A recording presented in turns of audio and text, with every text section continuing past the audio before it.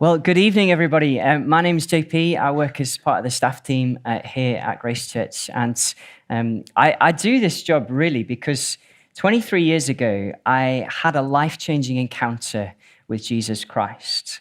And I was a teenager at the time. I came into a church building, a bit like this one, and attended one of the groups that they were running. And I was absolutely fascinated because there seemed to be something different about these people, something that I didn't have. There was something different about the way that they related together to one another. They seemed to talk of one another as being family. There's something different about the purpose with which they lived their lives. There was just this radiance about them, which I believed in God, but I didn't have what they had.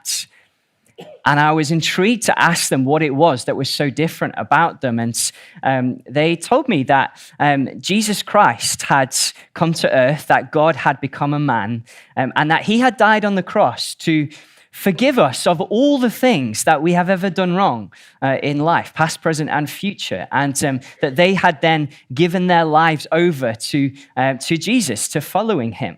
And I thought that this sounded amazing, why anyone would do this for me. I was aware of my own shortcomings, and so I wanted to give my life to Jesus too, and I prayed, and I expected it would be this big, spiritually transforming experience, and it didn't feel any different. And I was a little confused and tried a few times, come on, God, I'm trying to give my life to you here, a couple of times just to make sure he'd heard, And I remember chatting to one of the people at the church. He said, well, if you meant what you said in that moment, then that makes you a Christian. That makes you a Jesus follower. And in that moment, just all of a sudden, there was just this incredible joy that started to arise within me. There was this beaming smile that I felt come upon my face. And I knew that my life was different from that moment. And really spent the next couple of years just looking into the significance of that moment and what had gone on, and looking at things like the evidence for the Christian faith, and examining, for instance, like the beauty and the complexity of the universe, and concluding that it's so incredible that someone really must have pressed play in the very beginning. Or the evidence for the resurrection of Jesus Christ from the dead physically, that I find utterly compelling, and that we only conclude otherwise if we, in our human limitation, decide what is possible or not possible. And so really tonight, I would love to give you the opportunity to get to know him too, and I would love to talk to you about Jesus. And I'm aware that I do this amidst the Christmas traditions, and we're so grateful that you're joining us here tonight as part of your traditions. I hope this is helping you to get just a little bit more Christmassy. And Christmas traditions are a funny thing, aren't they? Because as time goes on, kind of trends come and go, and it leaves us, as we approach Christmas 23, with, I'm sure, a number of things that you think are wonderful ideas about Christmas, and then some others where you're like, why do people do that at Christmas? So, for instance, I think it has been a good idea, a major upgrade, to take the disgusting vegetable that is mushy, overcooked cabbage and replace it with some kind of red cabbage spice caramelized equivalent. I think that has been a good thing. But a bad idea, saving opening all your Christmas presents until after Christmas lunch. I mean, what is that about? I don't know who came up with that. They obviously weren't very fun, is my conclusion. A good idea, looking at your Spotify Wrapped from the year. I think that's really fun. If you're not sure what that is, that's basically Spotify, the music streaming platform, just giving you some trends and what you've been listening to in the year. So top song in our households was one that we sing here regularly on a Sundays, and my kids really like. Second most played song in our household, Girl on Fire by Alicia Keys. I don't know if you look at me and think that song particularly would characterize me in any way. It turns out it's in Sing 2, which is probably why it's up there. But a bad idea, matching family Christmas pajamas. What on earth is going on there? I should put my cards on the table and say that my wife absolutely loves them. And so she and our kids have matching pajamas. And normally we would try and present a relatively united front in our parenting of our children, except on this issue where it is all out warfare. She will openly say, Daddy hasn't got these because he's being grumpy. I will respond with, the reason I don't have them is because you all look really weird in them. But one recent trend that divides opinion, perhaps even more than the acceptability of tinsel, even more than whether Leberkuchen are in fact nice or not, more even than whether Die Hard is a legitimate Christmas film or not, is this: The Office Secret Santa. Some people love it, don't they? They love the thrill, the secrecy, the surprise, the guessing who bought what, and then the big reveal at the end. And there's always roles in these kind of things, aren't there? You get the detectives who go around the office trying to kind of guess from little clues that people will give away as to who has who in the Secret Santa.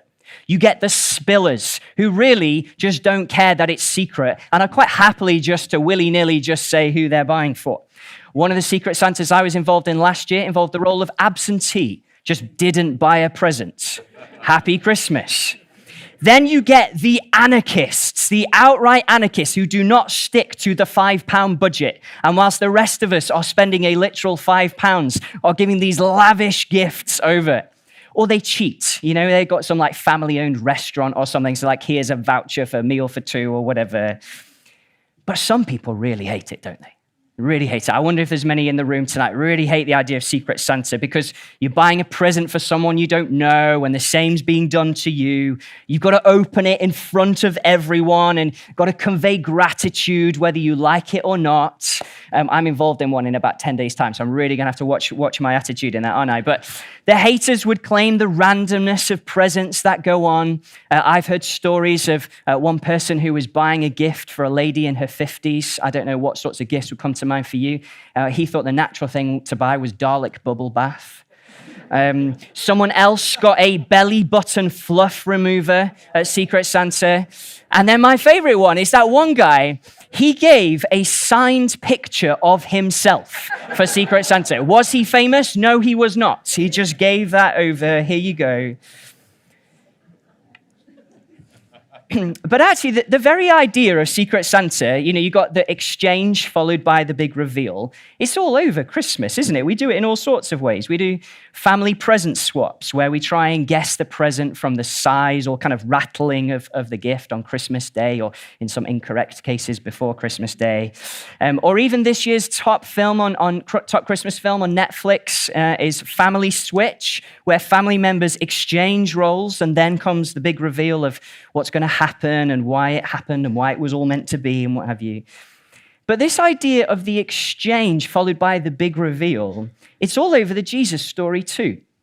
Because it's at Christmas time that we remember that Jesus exchanged the luxury of heaven to don humanity and live amongst us, to know and to appreciate, experience our pain. This is the architect stepping into the plan, as it were. The one who sustains the universe chose to be born. The eternal Son of God chose to be called Emmanuel, God with us. And why did he do that? Because he cares. For you, for your life. He knows what's going on below the glitz and glamour of Christmas. He'll still be there when the January blues hit. He sees the times where you feel stuck or guilty or confused. And he came, the Bible says, to be a light for all mankind. Not just in some kind of like, here's a nice way to be way, but to give you new life, a new start in him, to begin again, if you like. And you see it most in the people that Jesus exchanges with. There was a man who once came to Jesus and he had a life-defining illness. For him, it was leprosy. He felt very much like a social outcast. And his circumstances really had deprived him of much of what he felt that he needed. And I'm sure many of us in the room tonight could identify with something of that story.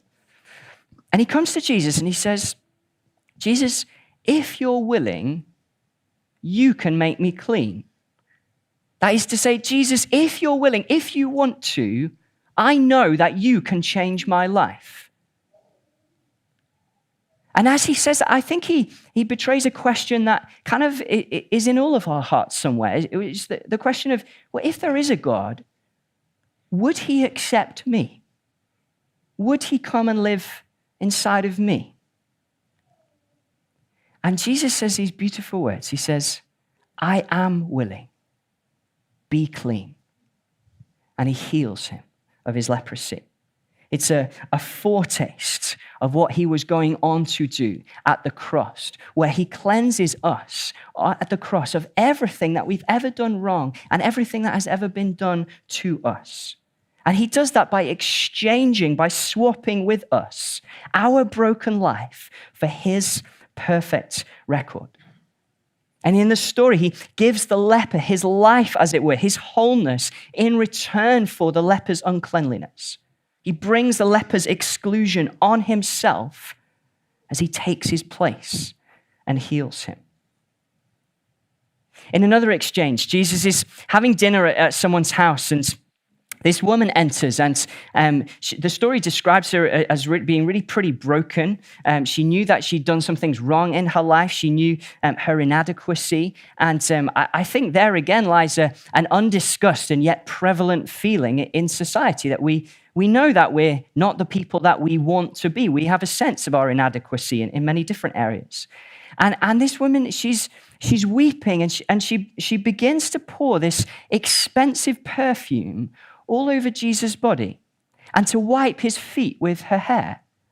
And it sounds kind of culturally strange to us, doesn't it? Until we realize that she's weeping both over her brokenness, but also because of the hope that Jesus brings to her.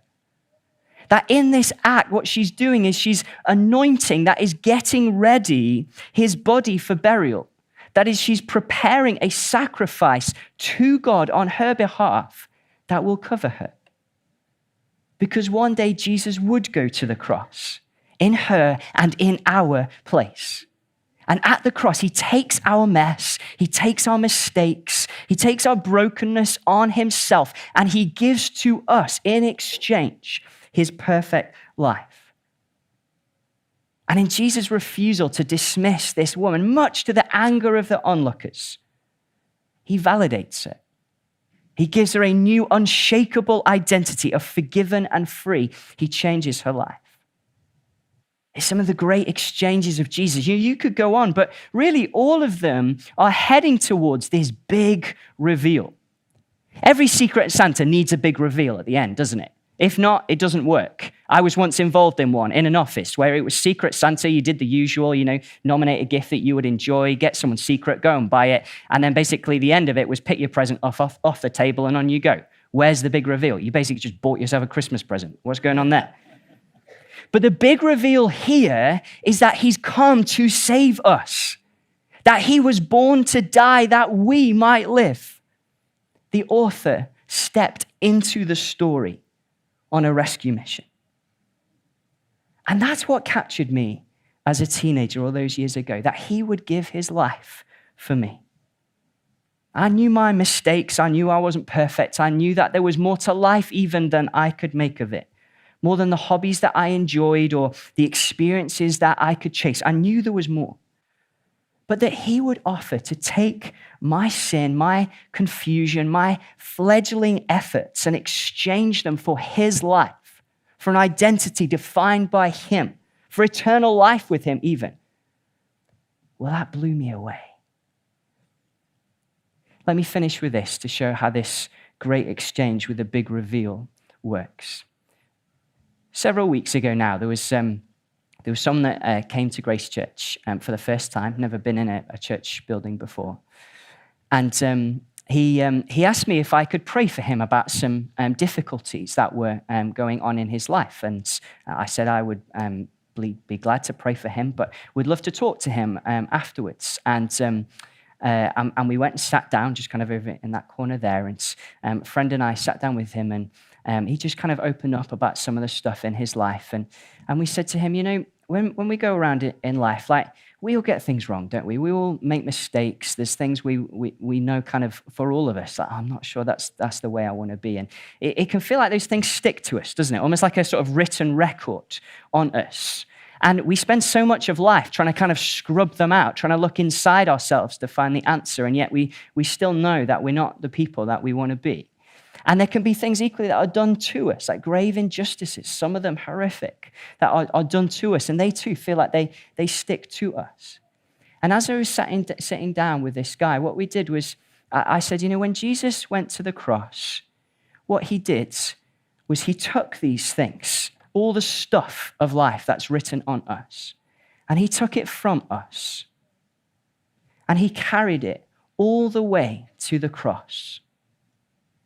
He took it from us. He laid it at the cross. And in exchange, we took his garment, his life. Now, in the story, the guy's jumper was white, which is a much better illustration than this brown hoodie, but nonetheless. What we do now when we come to Jesus, when we give our life to him, is that we wear his life, as it were. And hey, we still get things wrong. We still mess up. But it doesn't get written on us anymore because Jesus has died to forgive those things. It goes on him at the cross. And that is life-changing. That changed my life those 23 years ago as a teenager. And as the band come up, the big reveal of this story is that you really don't have to wait to know Jesus for yourself. You don't have to be good enough. You don't have to change something in your life. You don't have to sort yourself out. You can just come to him. He offers you life in all its fullness tonight.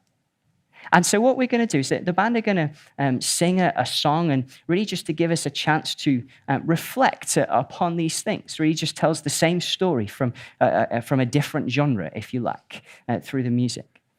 And then once they've finished, I'm going to pop back up here, and I'm just going to pray a short prayer that anyone who wants to here can just join in with it in their own hearts. And you can have this opportunity of knowing Jesus for yourself, having this offer of salvation that he gives.